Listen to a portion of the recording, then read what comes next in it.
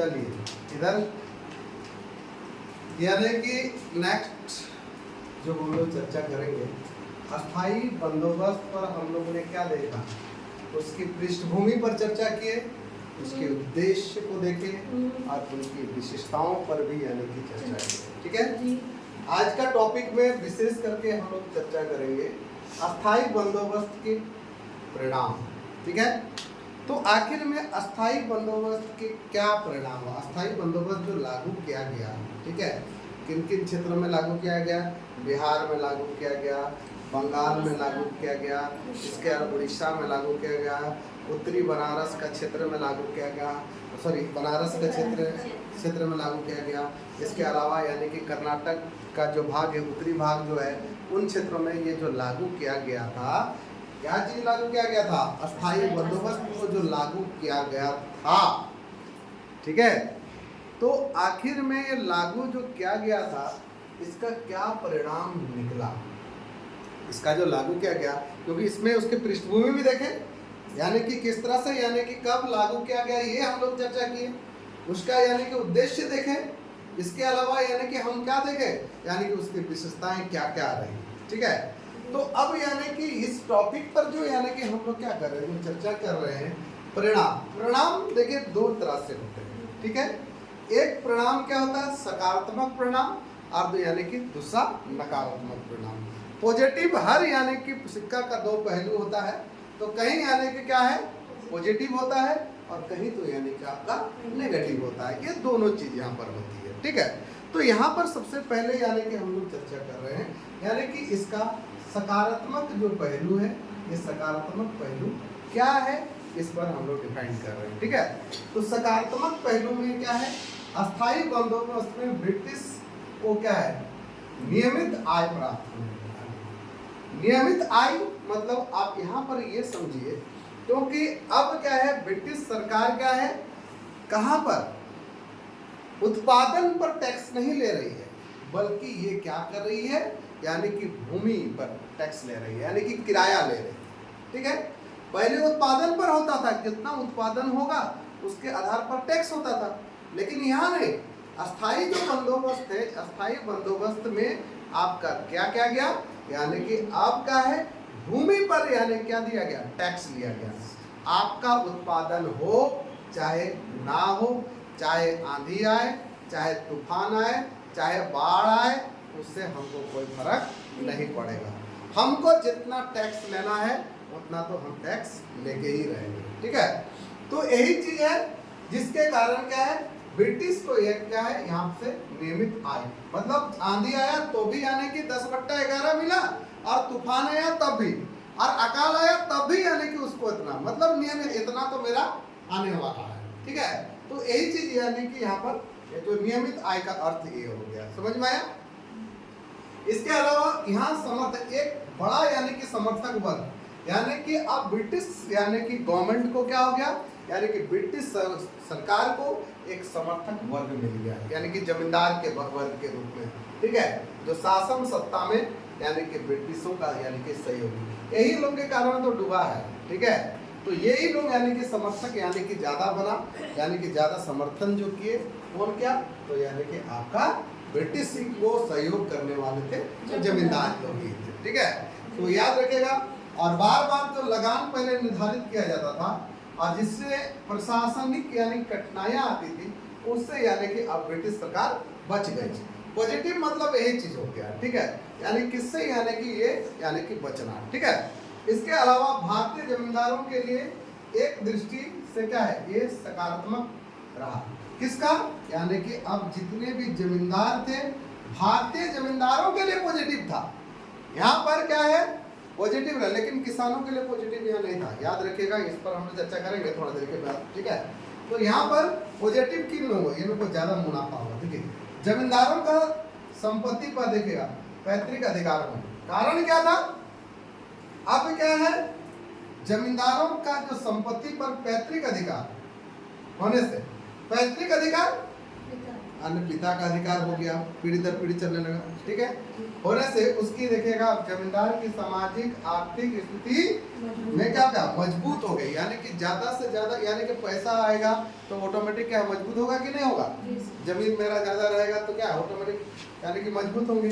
और इसी में यानी क्या हो गया, अब कौन त्रस्त हो गया, एक मध्यम वर्ग त्रस्त होगा, ठीक है। और इसीलिए इसी में याद रखेंगे एक नवीन वर्ग का उदय हुआ, जो मध्यम वर्ग का विकास हुआ। और यही मध्यम वर्ग आगे चलकर क्या करेगी, जो भारतीयों के ऊपर हो रहे कौन ब्रिटिश जो शोषण है, वो शोषण के स्वरूप को उजागर करेगी कि किस तरह से यानी कि ब्रिटिश सरकार क्या कर रही है, यानी कि भारतीयों पर क्या करती है, यानी कि शोषण कर रही है, उसको यानी कि उजागर जो करने वाला है, तो याद रखिएगा यही आदमी।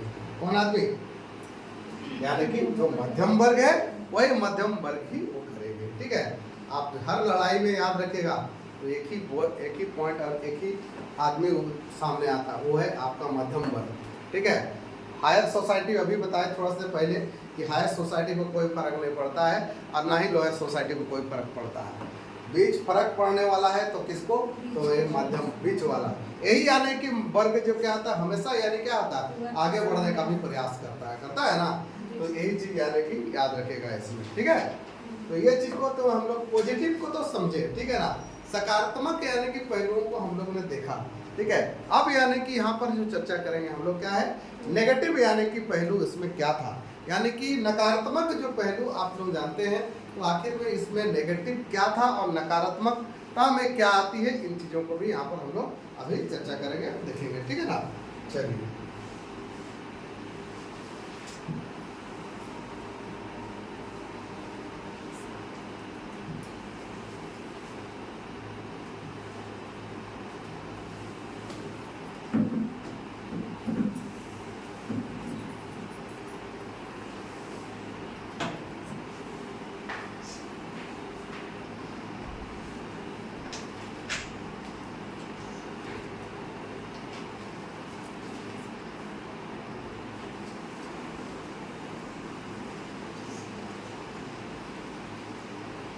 नकारात्मक पहलू,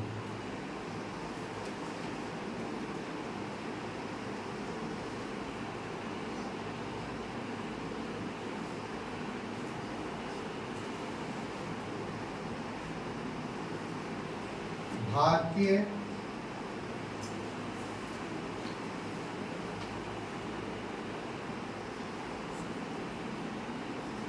कृषक एवं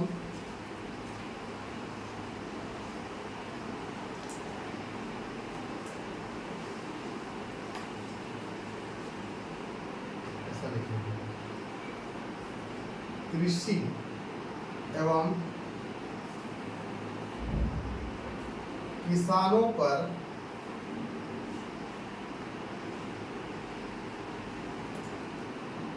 नकारात्मक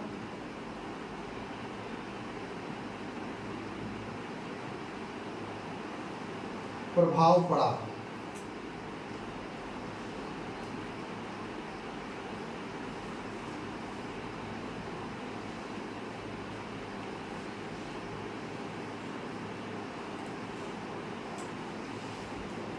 इस व्यवस्था में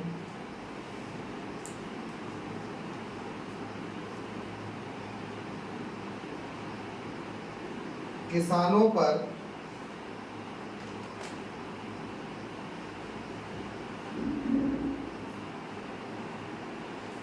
अत्यधिक प्रभाव पड़ा।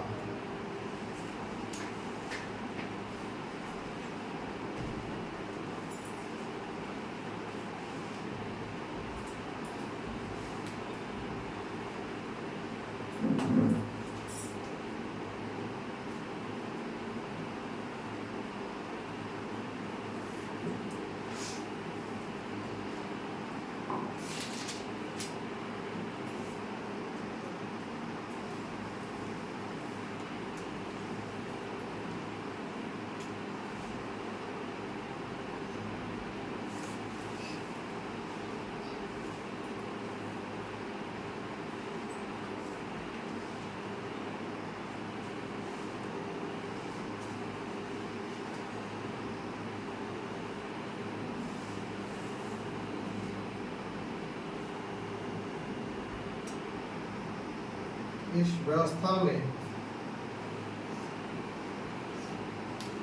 उपज के 3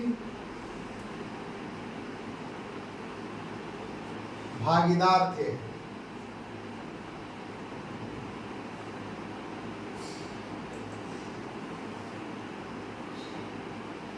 भागीदार, पहला जो था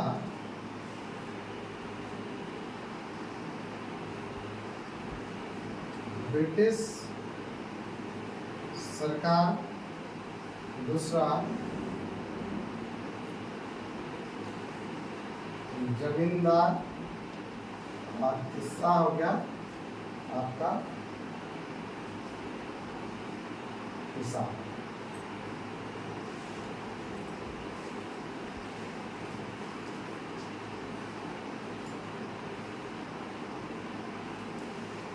इसमें याद रखेगा इन दोनों की आय तो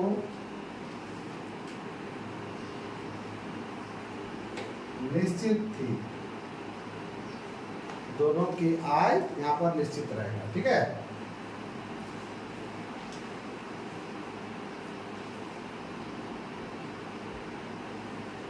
समझ में आया? और इसका क्या होगा? इसका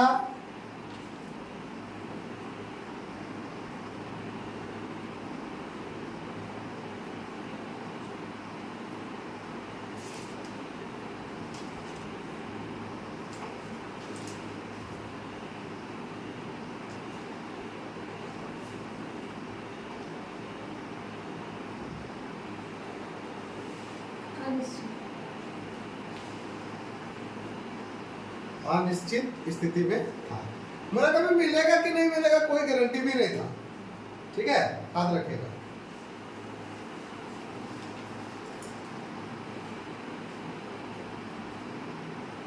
ठीक है, अनिश्चित स्थिति में था किसानों का। मतलब यहाँ एक चीज याद रखिएगा, ये लोग जमींदार पर निर्भर रहते थे। सीधा सीधी बात, जमींदार दिया तो ठीक है और नहीं दिया तो भी ठीक है। ठीक है, दोनों चीज यहाँ पर आपको यहाँ पर मिलेगा। ठीक है, किसमें? आपका यानी कि उपज के 3 भागीदारी थे, जिसमें एक ब्रिटिश सरकार, दूसरा जमींदार और तीसरा हो गया किसान। ठीक है ना? तो इसमें 2 पार्ट का तो निश्चित है। आप लोग जानते हैं कि ब्रिटिश सरकार को क्या है 10/11 रखा हुआ है और जमींदार को 1/11 रखा हुआ है। और ये आदमी को कभी दिया तो कभी नहीं दिया। ठीक है, तो यह सबसे दयनीय स्थिति किसका होगा? यानी किसानों का ही ना होगा। तो ये नेगेटिव पहलू है कि नहीं है? यही तो है ना। ठीक है, याद रखिएगा।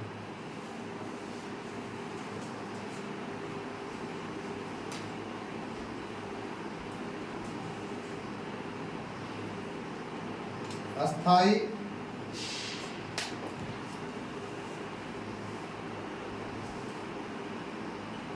बंदोबस्त से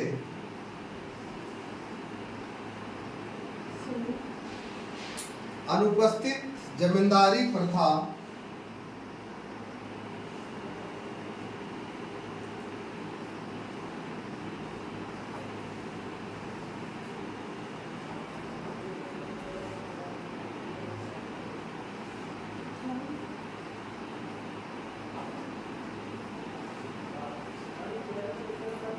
का विकास हुआ।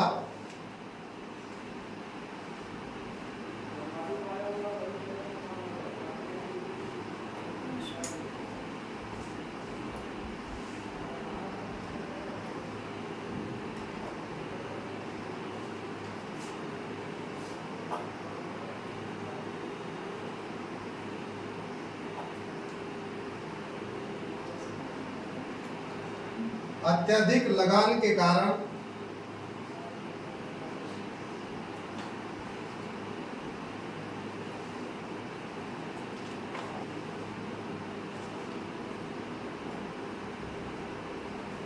जमींदारों की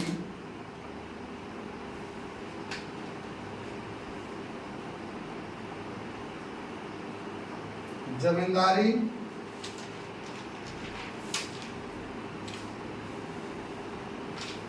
नीलाम हुई।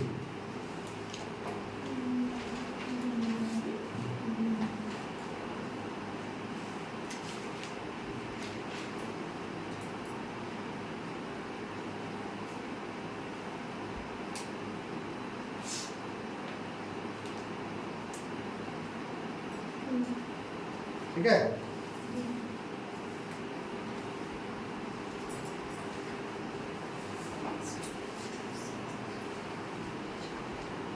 चलिए लिख लिए।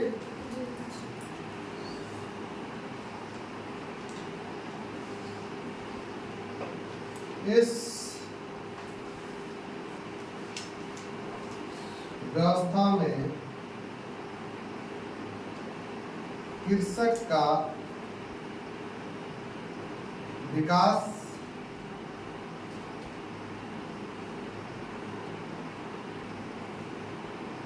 नहीं हो पाया। किसान का यहाँ पर विकास नहीं हो पाता है। ठीक है,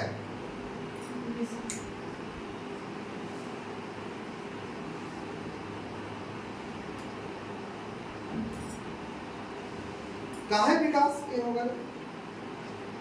अगर यदि देखा जाए कि अत्यधिक लगान है, टैक्स है, तो कर यदि आपके पास ज्यादा होगा, टैक्स यदि ज्यादा लगेगा तो क्या होगा? अरे तो हम डेवलपमेंट कर पाएंगे? यदि मान लीजिए हम किसान हैं तो क्या मेरा विकास हो पाएगा?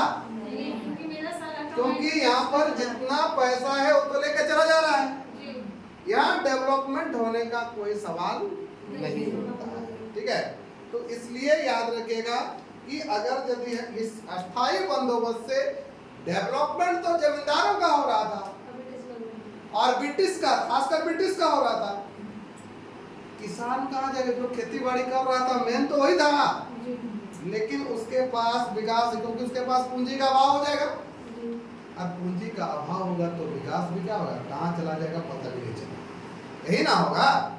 तो विकास के लिए हमारे पास क्या होनी चाहिए? पूंजी की आवश्यकता होनी चाहिए। ठीक है,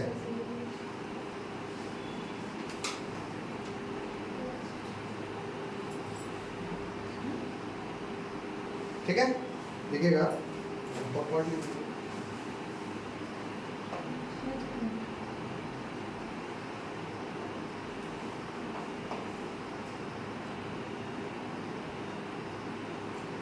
ब्रिटिश को भी इससे कठिनाइयों का सामना करना पड़ा। मतलब यह है कि इसको अगर यदि क्या हो गया, अच्छा लिख लीजिए पहले, उसके बाद अपन करते हैं। ब्रिटिश को भी कठिनाइयों का सामना करना पड़ा।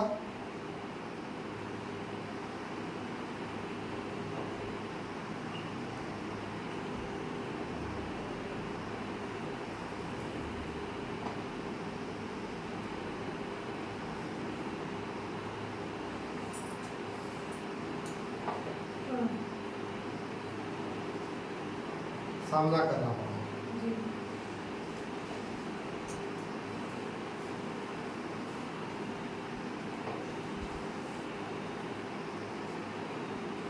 ठीक है, तो इस तरह से अस्थाई बंदोबस्त क्या है?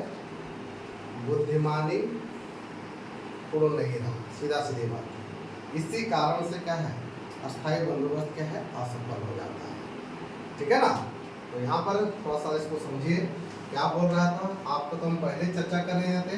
नेगेटिव में क्या था, भारतीय किसान और किसानों को सबसे ज़्यादा प्रभाव पड़ता है तो किसानों पर पड़ता है, नेगेटिव पड़ता है। और यहाँ किसानों सबसे ज़्यादा प्रभावित भी कौन होता है?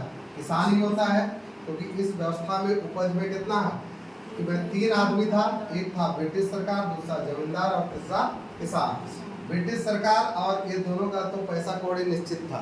एक जन को कितना मिल रहा है, तो यानी कि 10/11 मिल रहा है, और एक जन को यानी कि 1/11। लेकिन ये आदमी जो मेहनता करने वाला था, इसको यानी क्या है, राशि मिलती है। ठीक है, और इसमें क्या है, देखिए इस अस्थाई बंदोबस्त में अनुपस्थित क्या है, जमींदारी प्रथा का डेवलपमेंट हुआ। पहले ये चीज नहीं था, लेकिन अब क्या हो गया, इसी काल में ही जमींदारी प्रथा का भी यहाँ पर डेवलपमेंट होता है, ठीक है। और अत्यधिक लगान के कारण जमींदारों की जमींदारी नीलाम भी होती थी। इसमें ऑटोमेटिक है क्योंकि टैक्स तो ज्यादा है ना रे, कौन सा 10/11 मतलब समझ रहे हैं, उसको 1/11 ही रखना पड़ता था। तो ज्यादा से ज्यादा यानी क्या है, क्या करना पड़ेगा, लगान भी वसूलना पड़ेगा, ये ना हो रहा है, ठीक है। ये चीज आ गया। और इसमें कृषक का विकास, जिसके कारण यहाँ पर किसानों का डेवलपमेंट नहीं हो पाता है। और ब्रिटिश को भी क्या है, इससे कठिनाई का सामना, क्योंकि यहाँ पर बिचौले आ जाएंगे। बिचौले क्या करेंगे, जो बीच का जो आदमी क्या करेंगे, यहाँ पर उसको ज्यादा मुनाफा हो जाएगा। और ज्यादा मुनाफा होगा जिसके कारण क्या है, आखिर में किसको कठिनाई होना शुरू हो जाएगा, ब्रिटिश गवर्नमेंट को भी शुरू हो जाएगा, ठीक है। क्लियर हो गया। तो अस्थाई बंदोबस्त का पॉजिटिव और नेगेटिव दोनों यानी कि पहलू को हम लोग यहाँ पर समझने का प्रयास किए, ठीक है। सभी तथ्यों को यहाँ पर हम लोग निकाल कर रख दिए। अब यहाँ से आप लोगों का एक भी क्वेश्चन बाहर नहीं जाएगा, इसीलिए इन चीज़ों को आप लोग देख लीजिएगा, ठीक है। अब इसको स्क्रीनशॉट लेना है तो ले लीजिए, जो करना है कीजिए, ठीक है। आज का क्लास यहीं समाप्त करते हैं और इसी के साथ यानी कि अस्थायी बंदोबस्त भी हम लोग का कंप्लीट हो जाता है, ठीक है ना। और इसको यानी कि बढ़िया से देख लीजिएगा। यहाँ से आपका चाहे पीजीटी हो, चाहे आपका टीजीटी हो, चाहे अदर कोई भी कॉम्पिटिटिव एग्जामिनेशन हो, उसमें क्या है, आपका एक भी क्वेश्चन नहीं छूटने वाले हैं, ठीक है। तो इसको यानी कि बढ़िया से देख लीजिए, ठीक है। अच्छे क्लास यहीं समाप्त करते हैं, चलिए, थैंक यू।